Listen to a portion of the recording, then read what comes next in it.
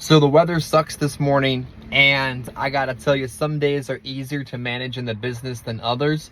But I think what is important and a really hard lesson to learn, and I think I'm still trying to learn it myself, is not just prioritizing problems, but putting them into perspective. And in the process of putting them into perspective, trying to address them logically and not emotionally. When you're really invested in your business, and if you're invested in your business, you're likely successful or at least stable in your business, you take the success, stability, and dedication to your business pretty seriously, right? Normal thing to think about. And when things go wrong, things go sideways, things go crooked, it's very easy to get emotional about those issues. So when I say it, I also mean it genuinely, that I'm purposely trying to figure out how to be less emotional and more logical when it comes to things going wrong in business. So today I wanted to talk about, now that we got that out of the way, productivity and activity. On my agency morning call, we had this as a large topic. I've talked a little bit about it in other videos, but I wanted to make one video specifically dedicated to it today because I think it's a really good topic. And if this is the only video that you watch and you don't see all the others, hopefully you'll get something from it as well. We talk about this all the time in the business. Activity. Got to do more activity. Can only control your activity. Activity equals results. But maybe we're thinking about it wrong. Maybe activity needs to be thought more of in the presence of productivity. You know, it's one thing just simply to drive out the door, to go into your area, to sit in your car, to eat lunch, to mess around on TikTok, to answer a few voicemails, to knock a few doors, and then to come home empty-handed. It's what a lot of agents do, really.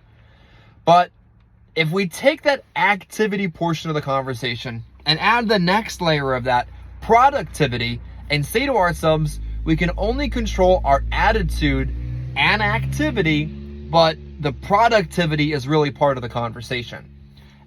Attitude, activity, productivity. So now that we understood that, let's talk about a couple ways to improve your productivity.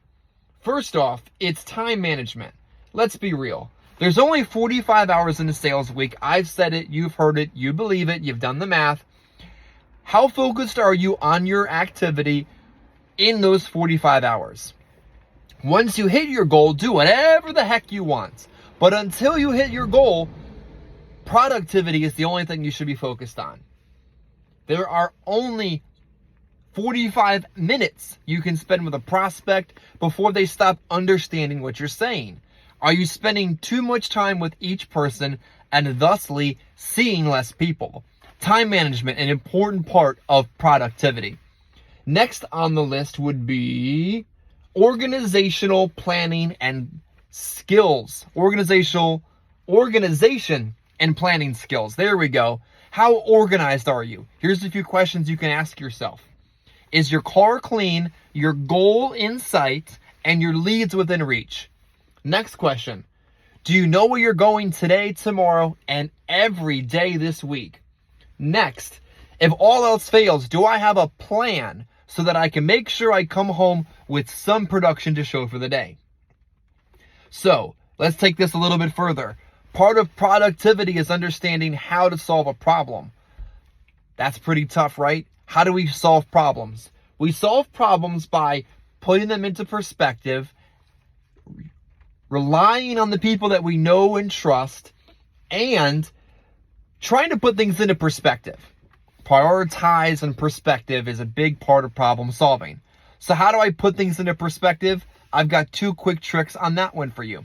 First off, is the problem you're having right now a problem that will still be a problem in 5 minutes?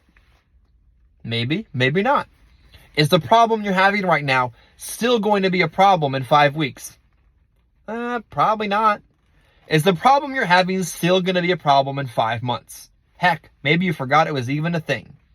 I'll be honest with you though, you are going to have problems that will be problems 5 minutes, 5 weeks, 5 months, and 5 years from the time it happened. That's just being an adult. But those kind of problems, you still have to learn how to compartmentalize, go to work, and then address at its right time and its right place. Do the best you can to keep things in perspective, and they'll be a lot easier to manage. And then the last thing this morning is the concept of activity, productivity, and specifically decision making.